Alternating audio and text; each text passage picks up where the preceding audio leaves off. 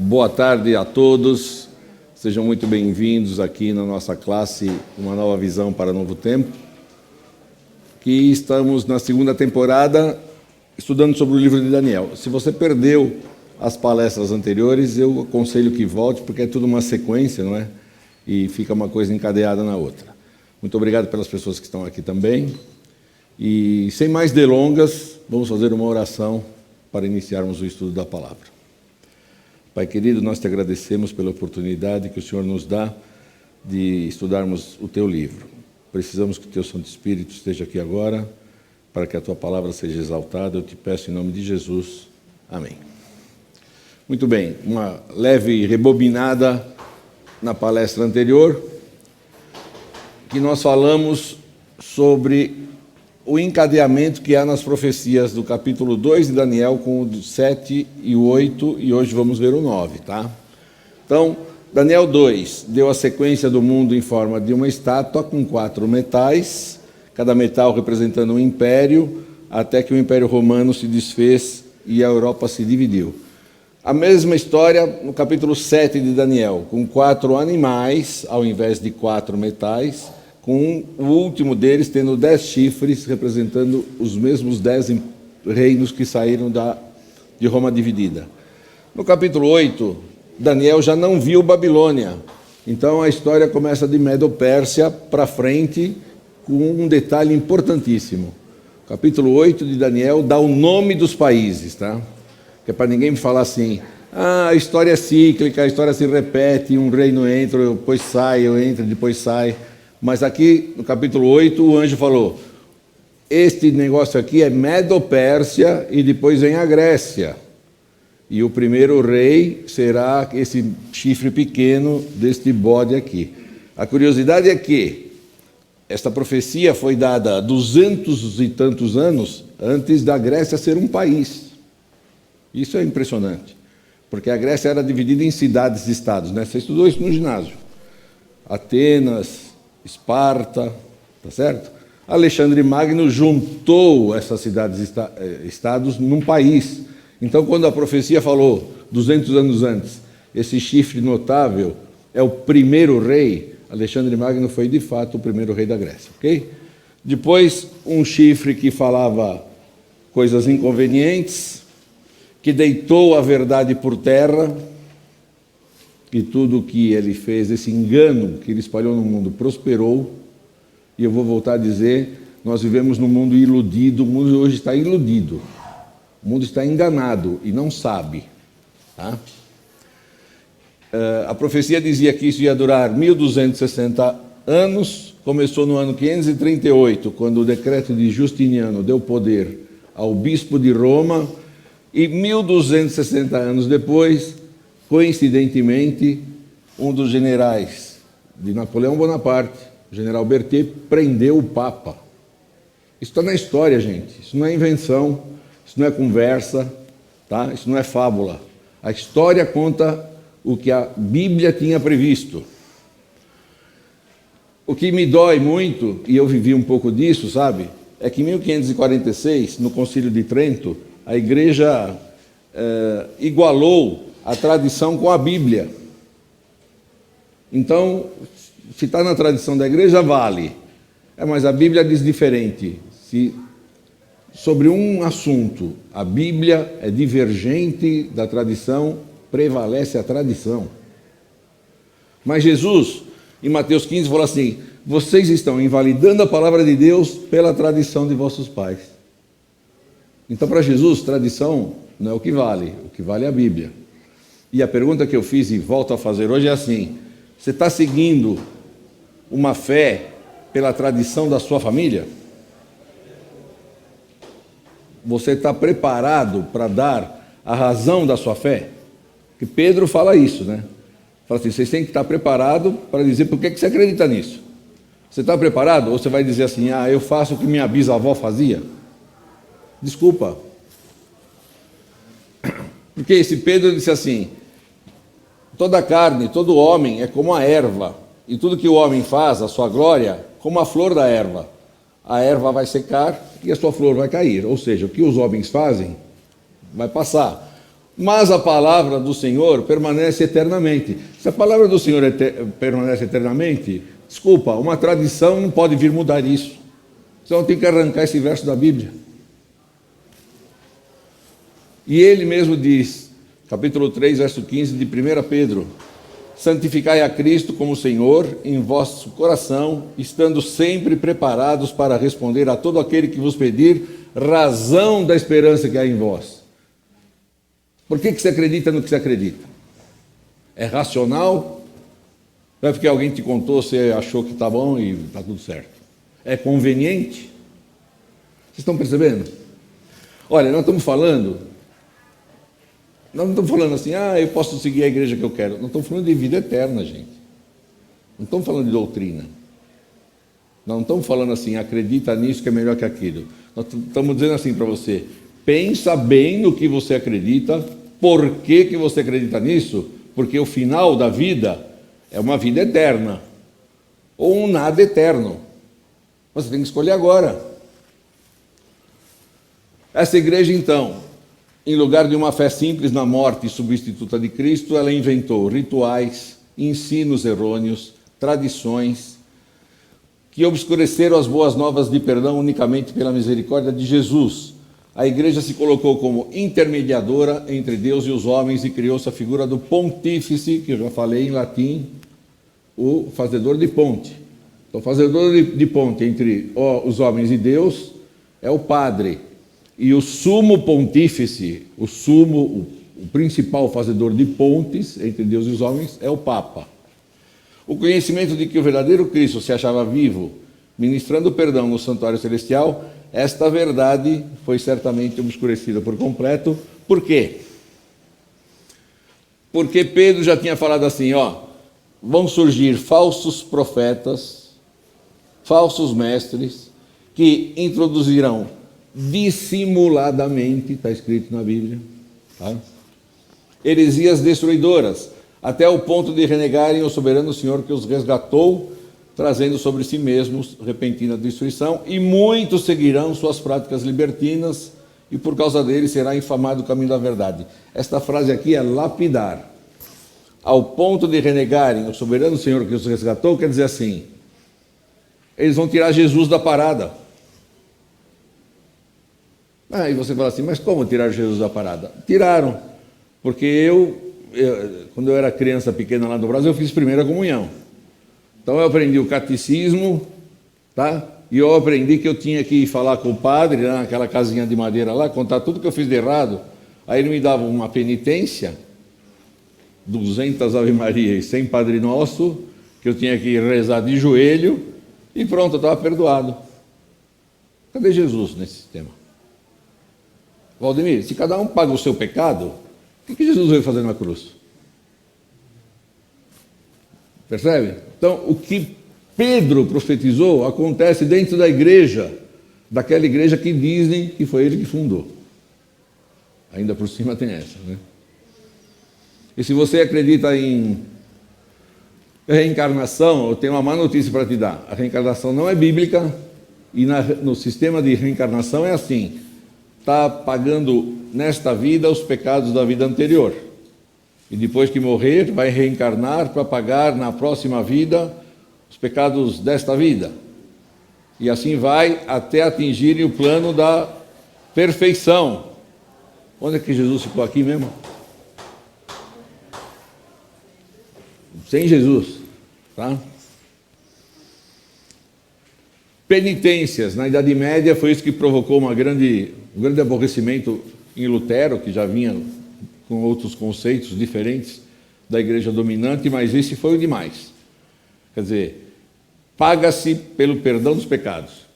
Então o emissário do Papa chegava lá para alguém, com licença, e esse alguém sempre era alguém rico, um príncipe, um duque, um barão. Quer ter seus pecados perdoados? Eu já estou com o certificado de perdão aqui, já está assinado pelo Papa, só falta pôr teu nome aqui. Tem que pagar tanto. E pagava-se. Indulgências. Chamava-se indulgência. Tá? Tem até um caso interessante, que um emissário do Papa estava numa cidade alemã vendendo indulgências, e o príncipe falou para ele: eu quero comprar tudo que é perdão que existe aí, dos pecados passados, dos presentes e também dos futuros. Que pela tabela papal era mais caro pagar esse aí, né? Mas ele pagou. No dia seguinte, o emissário do Papa estava na rua e esse príncipe falou para os cavaleiros dele: dá uma surra naquele cara. E deram uma surra no emissário do Papa. E o emissário do Papa ficou muito bravo e falou assim: eu vou falar para o Papa te excomungar. E o príncipe falou assim: você não pode, meus pecados todos estão perdoados, até os futuros. Assinado pelo Papa. Isso é uma história verídica. Não chega a ser um absurdo isso, fala. A Prompta Biblioteca, que foi compilada por esse senhor chamado Lúcio Ferrari, na Idade Média, nós, papas, ocupamos na Terra o lugar do Deus Todo-Poderoso. O sacerdote assume o lugar do próprio Salvador quando, ao dizer eu te absolvo, ele absolve o pecado. Perdoar um simples pecado requer toda a onipotência de Deus. Olha que pretensão, gente. Por isso o sacerdote pode, de uma certa maneira, ser chamado o Criador do Criador. Esse livro é católico, hein? Eu vou enfatizar aqui de novo o que eu já falei nas duas palestras anteriores. O que eu estou mostrando não são palavras minhas, são documentos deles. Eles assumem que eles fazem isso, eles assumem que eles têm essa pretensão, eles assumem que mudaram a lei de Deus. Percebe? Eu só estou mostrando.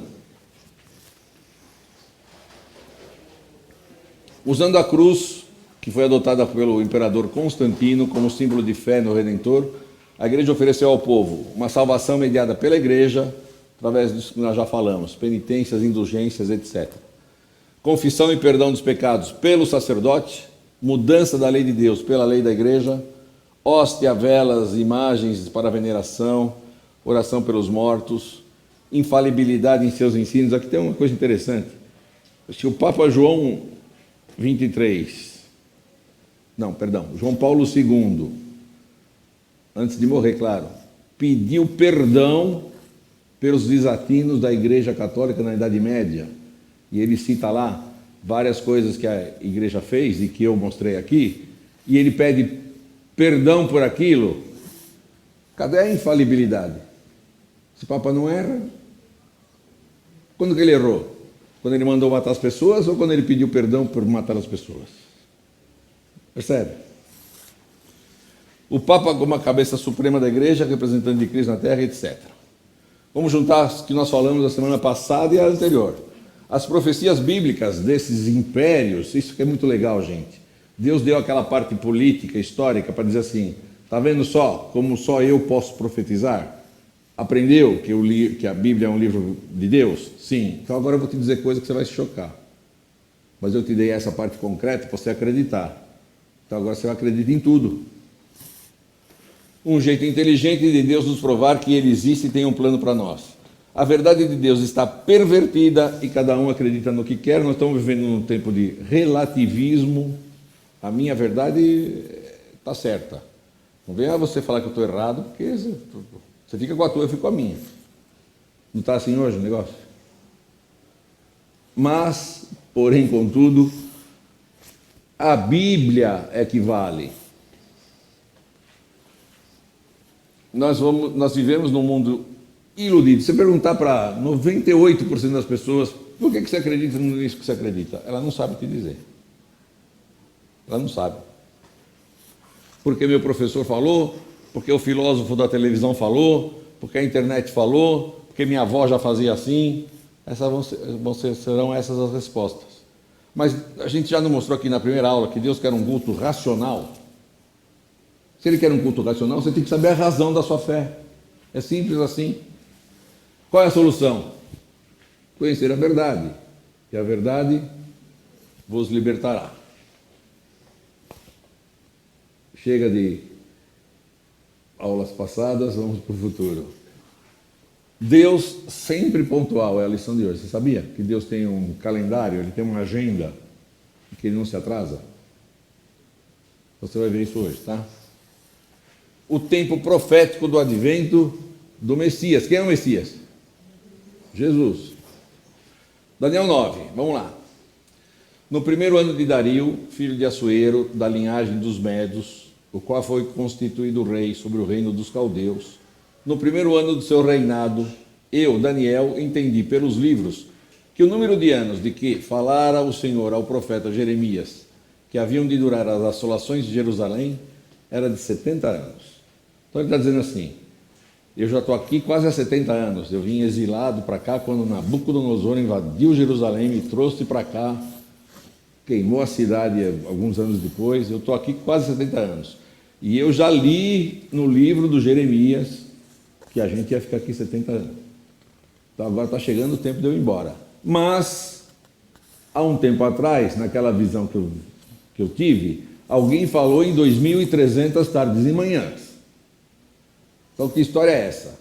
Se uma tarde e uma manhã representa um dia, e profeticamente cada dia é um ano, ele está falando de 2.300 anos. E cadê os 70 anos do Jeremias, então?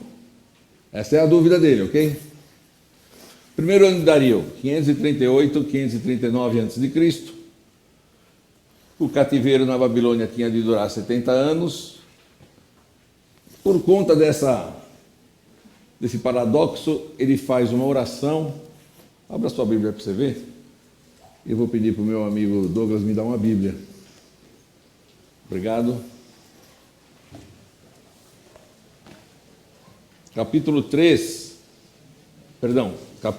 9, dos versos 3 ao verso 19, do verso 3 ao verso 19, tem uma das mais lindas orações que a Bíblia apresenta. Porque Daniel diz assim, Senhor, são 70 anos ou são 2.300 anos, eu sei porque aconteceu isso com a gente, e ele confessa os pecados do povo, e ele não se coloca à parte não, ele se coloca dentro do povo pecador. Nós pecamos contra ti, nós te abandonamos, então a sua proteção foi deixada de lado por culpa nossa mesmo, perdoa, seja misericordioso, nós estamos arrependidos, tá? O que tem nessa oração? Tem confissão, tem arrependimento, tem intercessão pelo povo, tem pedido de perdão. Por que eu estou falando isso? Porque é assim que nós temos que orar. Nós temos que confessar, nos arrepender das coisas erradas que a gente faz, interceder pelos outros, não só por nós, pedir pelos outros, tá? E pedir perdão. É assim que a gente tem que fazer. Mas, na Idade Média, inventaram uma coisinha lá de ficar falando 50 vezes a mesma oração, sem sequer prestar atenção. É assim que se ora? É assim que se ora, com Daniel. Tá bem? Versos 21 e 22. Leia essa oração em casa, que ela é muito legal.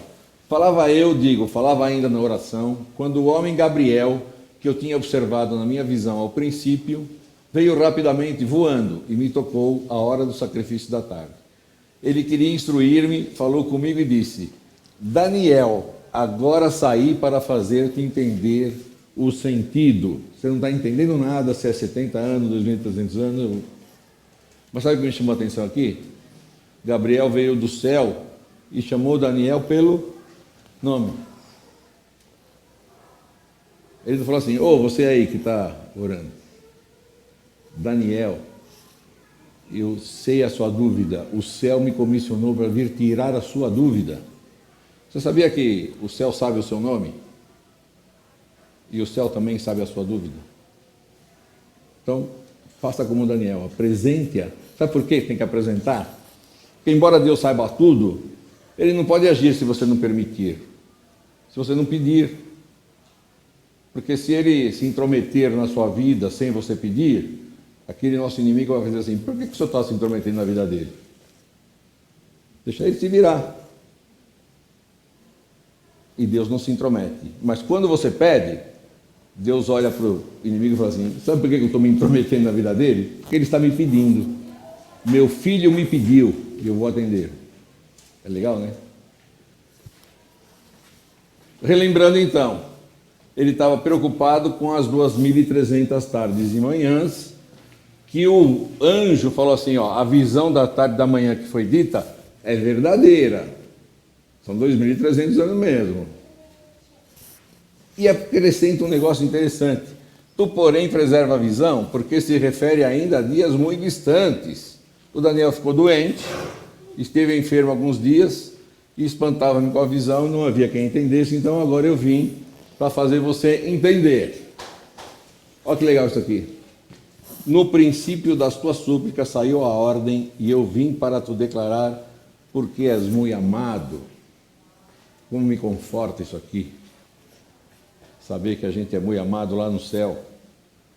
Eu não sei os tombos que a vida está te dando, para você também, o que você está passando. Eu sei que muita gente não gosta de todo mundo, não é? Mas lá no céu, cada um de nós é amado. Isso é muito legal. Aí ele diz assim, ó, daqueles 2.300 anos, Daniel, presta atenção, 70 semanas estão determinadas sobre o teu povo e sobre a tua santa cidade, para fazer cessar a transgressão, para dar fim aos pecados, para expiar a iniquidade, para trazer a justiça eterna, para selar a visão e a profecia e para ungir o santo dos santos. Agora ele começa a explicar. E nós vamos ter que explicar, nós vamos ter que fazer conta aqui, tá? Eu vou dizer para vocês, para mim é muito fácil fazer conta, porque eu sou contador, né? Mas eu vou tentar simplificar ao máximo aqui, porque tem muita conta para fazer aqui, tá bom? Sabe e entende, desde a saída da ordem para restaurar e para edificar Jerusalém, até ao ungido, ao príncipe, 7 semanas e 62 semanas. As praças e as circunvalações se reedificarão, mas em tempos angustiosos. Depois das 62 semanas será morto o ungido, e já não estará. E o povo de um príncipe que há de vir destruirá a cidade e o santuário, e o seu fim será num dilúvio, e até o fim haverá guerra, desolações são determinadas. Ele, o ungido, fará firme aliança com muitos por 1 semana. Na metade da semana fará cessar o sacrifício e a oferta de manjares. Sobre a asa das abominações virá o assolador, até que a destruição, que está determinada, se derrame sobre ele, e o livro e o capítulo acabou assim. Deu para entender tudo?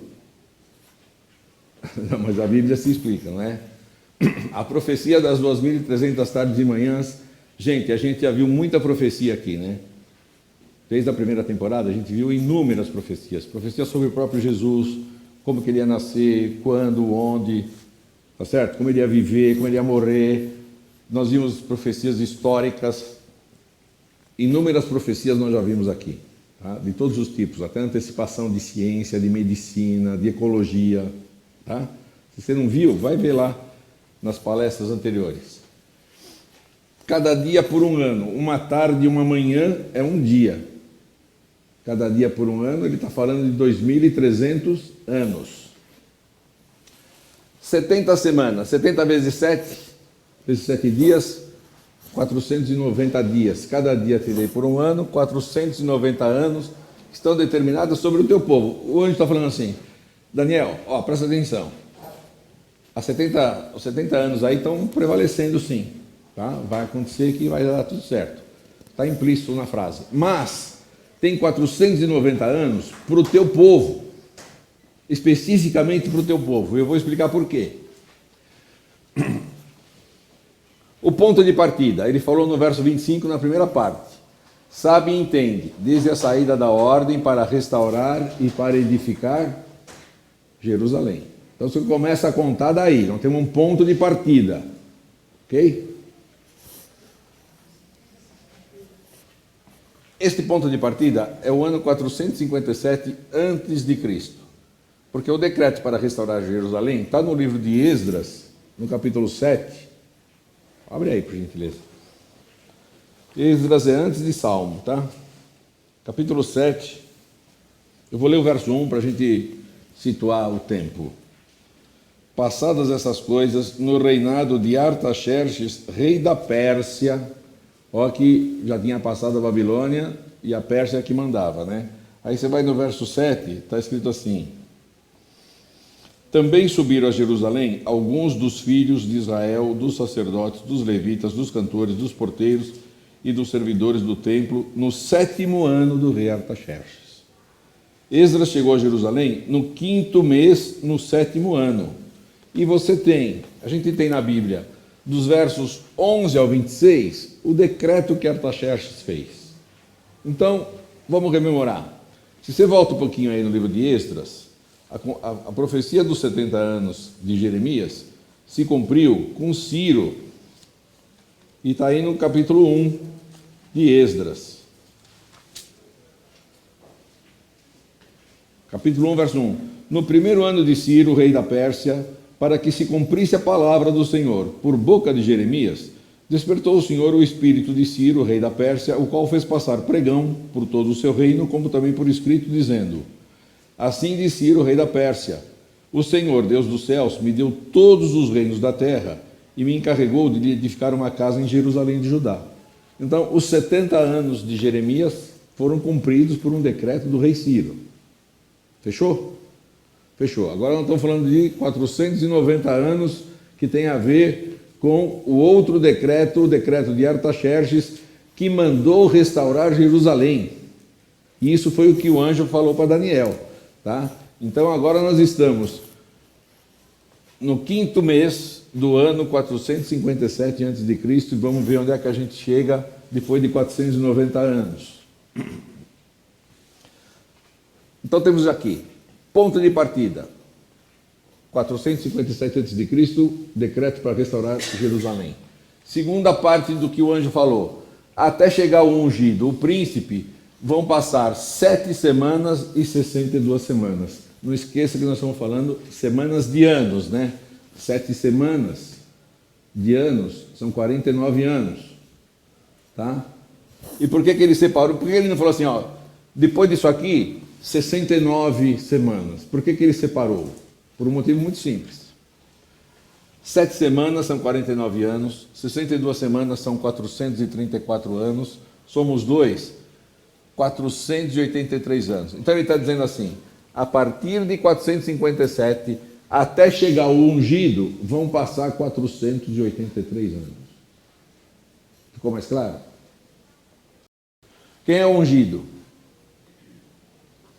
Jesus. Ungido em português, Cristo em grego, Messias em hebraico, tudo é a mesma coisa, tá? São sinônimos. Está agendando a primeira vinda de Jesus e sua unção pelo batismo. Olha que impressionante que é essa profecia. Eu estava falando, a gente já viu muitas profecias aqui, mas essa, que pode ser chamada de uma profecia curta, para mim é a melhor de todas.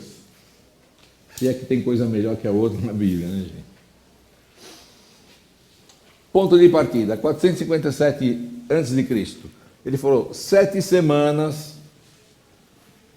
E ele explica, as praças e circunvalações se reedificarão, mas em tempos angustiosos. Ele está dizendo assim, vocês vão levar 7 semanas de anos, 49 anos, para reconstruir Jerusalém. E não vai ser fácil, tá? Será em tempos angustiosos. Olha o que fala o livro de Neemias, capítulo 4. Tendo Sambalate, que era um samaritano, ouvido que edificávamos o muro, ardeu em ira e se indignou muito e escarneceu dos judeus. E os versos 7 e 8.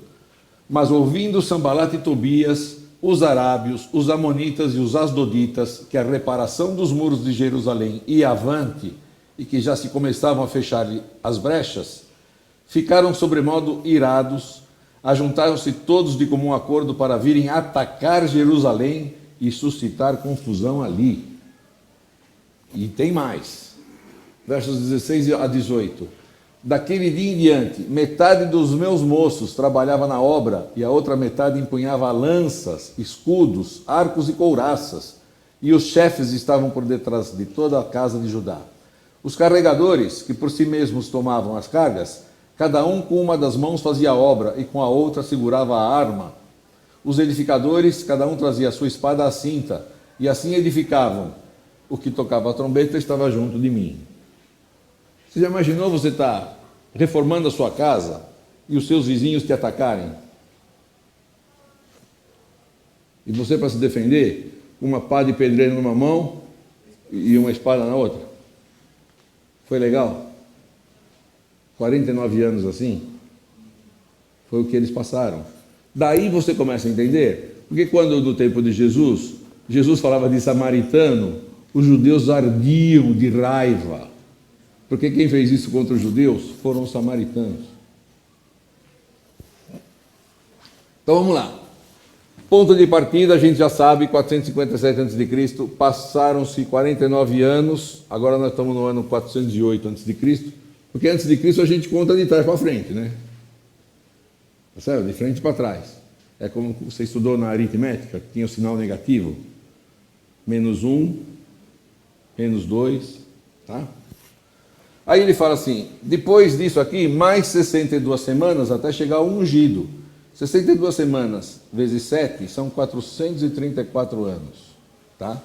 Eu tenho 434 anos, para tirar de 408 negativo, eu chego no ano 26, da era cristã agora, tá? Que já virou positivo. No ano 26 depois de Cristo, só que tem uma armadilha aritmética aqui, ó, eu vou explicar. Na aritmética, a gente tem o zero. Se eu tenho 408 e somo 408, eu chego no zero.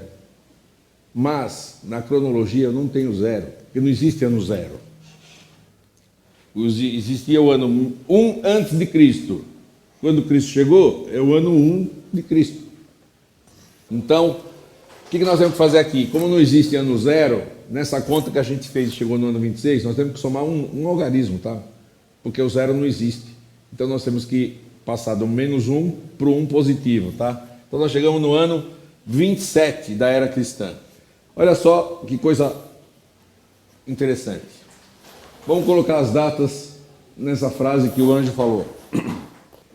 Sabe e entende, desde a saída da ordem para restaurar e para edificar Jerusalém, que foi em 457 a.C., até o ungido ao príncipe, 7 semanas e 62 semanas, 49 anos mais 434 anos, de 457 até chegar a Jesus, vão passar 483 anos.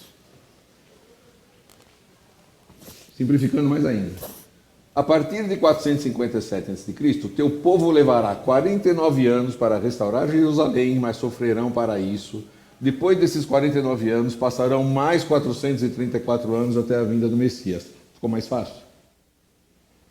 Ficou bem mais fácil, né? Mas foi o que o anjo falou lá. Portanto, o Messias aparecerá no ano 27 da era cristã. É isso que ele está falando para Daniel. Tá? Lucas, Evangelho de Lucas, capítulo 3, versos 1 e 2. No 15º ano do reinado de Tibério César, sendo Pôncio Pilatos governador da Judéia, Herodes tetrarca da Galiléia, seu irmão, tem um monte de referência aqui no livro de Lucas. Eu acho que Deus é fantástico. Ele fala assim, ó, eu vou pôr o nome de todo mundo lá, para você não pensar que essa história é inventada. Você vai na enciclopédia e vê se essas pessoas existiram mesmo, em que época existiram. Eu estou dizendo que é no 15º ano de Tibério César, tá? Quando este fazia isso, aquele era governador daquilo. Vai comprovar que esse livro aqui é verdadeiro, tá? É muita gentileza de Deus, né? Dá tantos detalhes assim, hein, que Sina fala.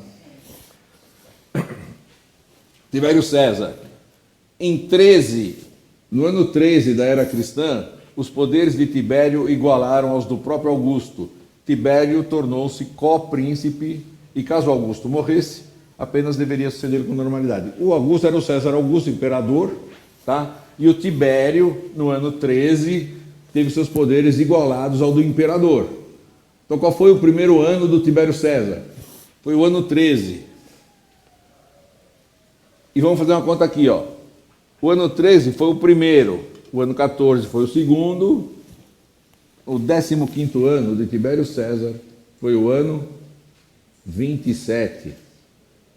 Então, olha só, o anjo falou para Daniel, no ano 27 o ungido vai aparecer. E Lucas falou assim, no ano 27, Tibério César estava reinando pelo seu 15º ano. Olha só o que aconteceu. Versos 21 e 22. no 15º ano de Tibério César, no ano 27. E aconteceu que, ao ser todo o povo batizado, também o foi Jesus. E estando ele a orar, o céu se abriu, e o Espírito Santo desceu sobre ele em forma corpórea, como pomba, e ouviu-se uma voz do céu: Tu és o meu filho amado, em ti me comprazo. A unção de Jesus por Deus, através do Espírito Santo, aconteceu no ano 27 da era cristã, em seu batismo, exatamente como o anjo Gabriel havia predito ao profeta Daniel. Você acha que isso aqui é coincidência? Fala para mim.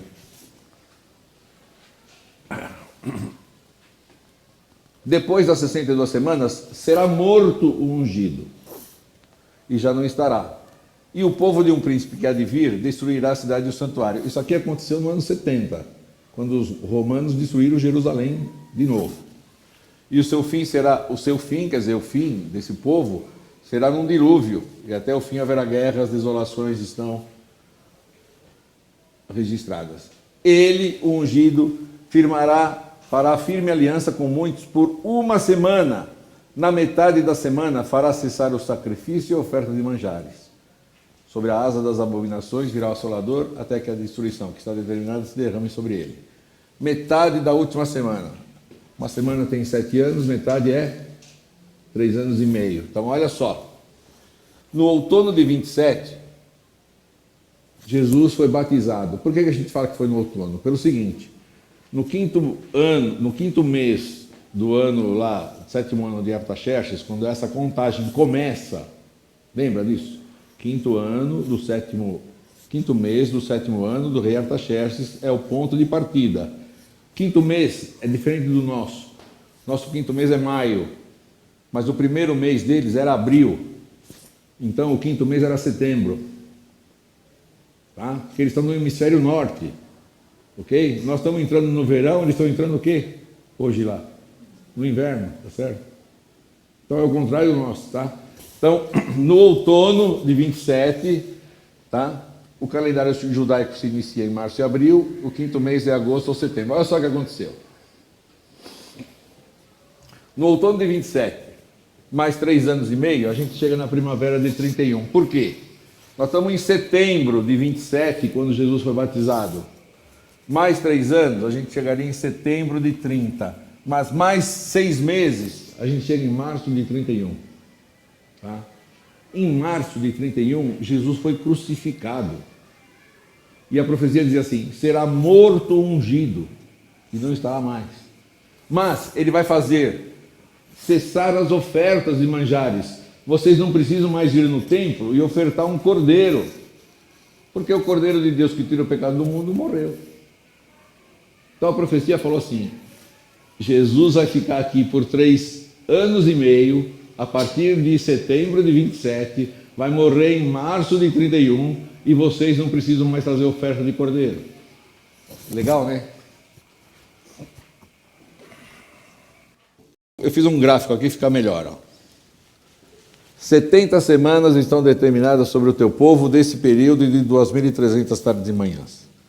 Decreto de Artaxerxes, no ano 457 a.C. 7 semanas para a reconstrução de Jerusalém, foi até o ano 408 a.C. 62 semanas até chegar o ungido. Ele foi ungido pelo batismo, gente, olha que legal. No ano 27 depois de Cristo. Na metade da semana será tirado o ungido. Ele foi morto em março de 31. E sobra meia semana aqui. O que aconteceu nessa meia semana aqui? No ano 34, Estevão, que era um cristão, estava pregando, e ele foi condenado pelo Sinédrio, o conselho de... Desculpa, eu vou falar, hein? O conselho de bispos da época, o CNBB da época, tá? Ele foi condenado e foi executado. Então aqui considera-se que os judeus rejeitaram a Jesus como Messias. Então quando o anjo falou lá atrás, olha aqui, 70 semanas, 490 anos estão determinados para o teu povo aceitar Jesus. Se eles não aceitarem, nós vamos abrir para o mundo inteiro. E o que aconteceu? Nós sabemos que o ponto de partida é 457, que é a reconstrução de Jerusalém em 49 anos, que a unção de Jesus veio em 27, que ele morreu no ano 31. No fim dos 490 anos, em 34, o povo judeu rejeita Jesus. Abra sua Bíblia, por favor, no livro de Atos, capítulo 7, versos 55 a 60. Essa tradução diz assim: mas Estevão, cheio do Espírito Santo, disse: eis que vejo os céus abertos e o Filho do Homem em pé à direita de Deus. Eles, porém, clamando em alta voz, taparam os ouvidos e unânimes arremeteram contra ele. Quer dizer, eles não aceitaram o discurso de Estevão que Jesus era o Messias, tá? E lançando-o fora da cidade, o apedrejaram.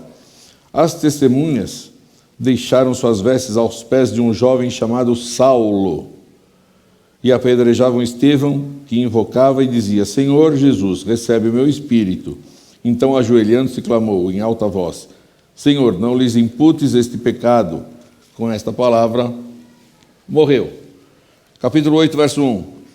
E Saulo consentia na sua morte. Quem era esse Saulo aqui? O Saulo de Tarso, que virou Paulo de Tarso.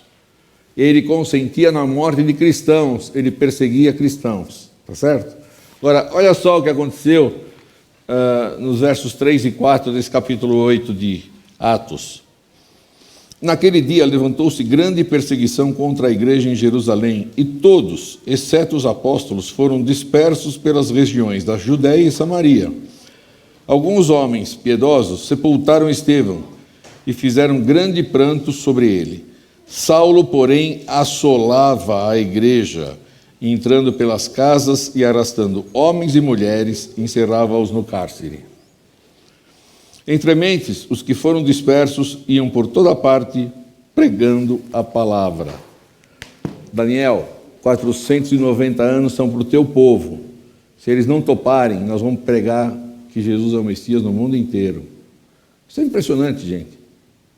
É impressionante que essa profecia seja milimétrica. Olha, vai levar 49 anos para reconstruir Jerusalém, vai levar mais 434 para Jesus ser ungido como Messias. Na metade da semana ele vai morrer. E depois, se vocês rejeitarem, sabe o que Deus vai fazer? Deus vai pegar esse cara que rejeita e mata, chamado Saulo, e vai transformá-lo num maior pregador para o resto do mundo. Isso é conversa de louco, gente. Olha só como é que Deus é. Impressionante essa profecia.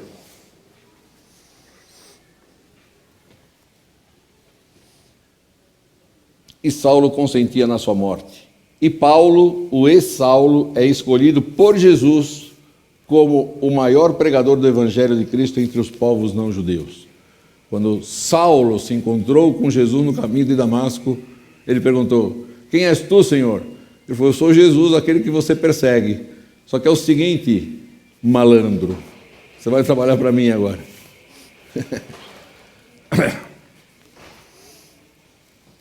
Uma tarde, uma manhã, um dia, cada dia te dei por um ano, 2.300 anos. Destes, 490 anos eram para o povo judeu, 2.300 menos 490, faltam 1.810 anos. Se nós saímos do ano 34, quando Estevão foi morto, mais 1.810, nós chegamos em 1844, que não faz tanto tempo, hein, gente? Tá? O que acontece em 1844?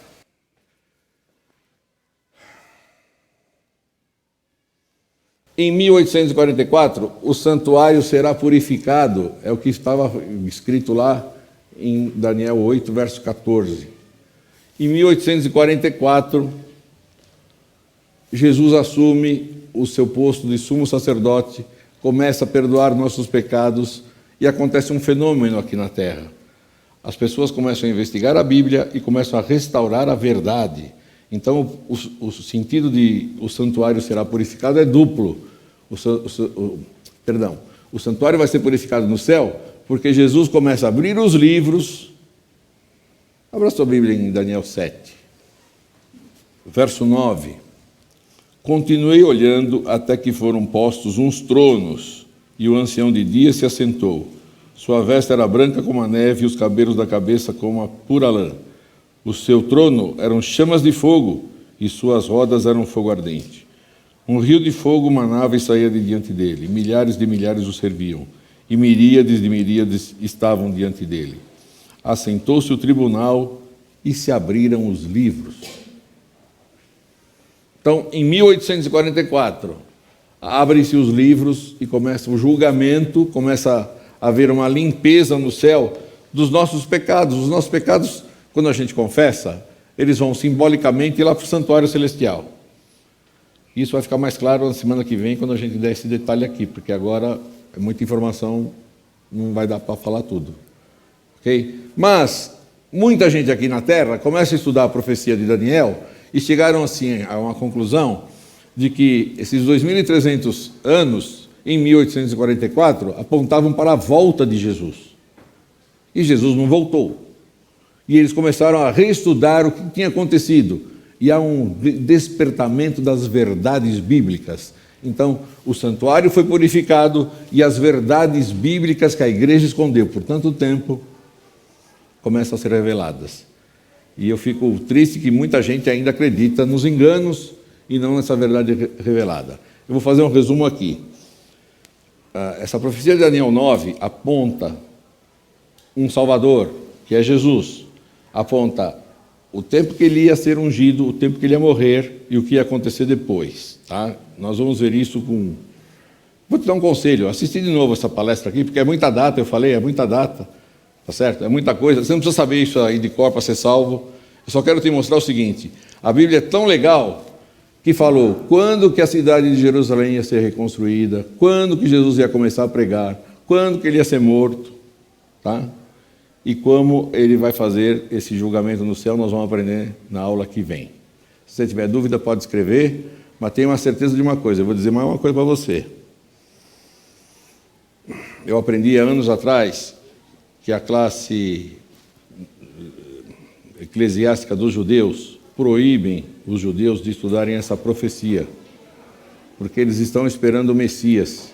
E quando a gente estuda essa profecia, a gente descobre que o Messias já veio e chama-se Jesus.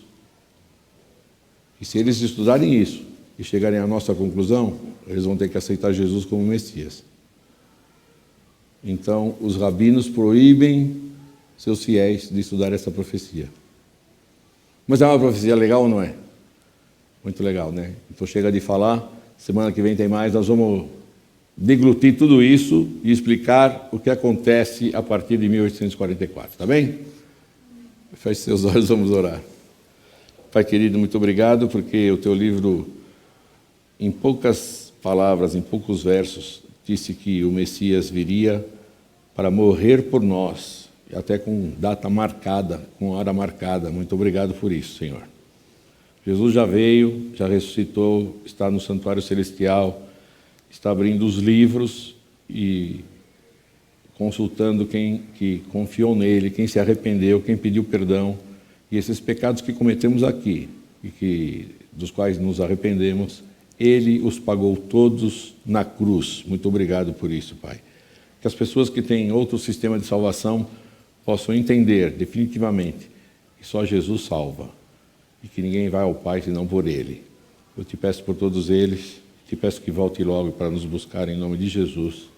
Amém. Muito obrigado, até a semana que vem.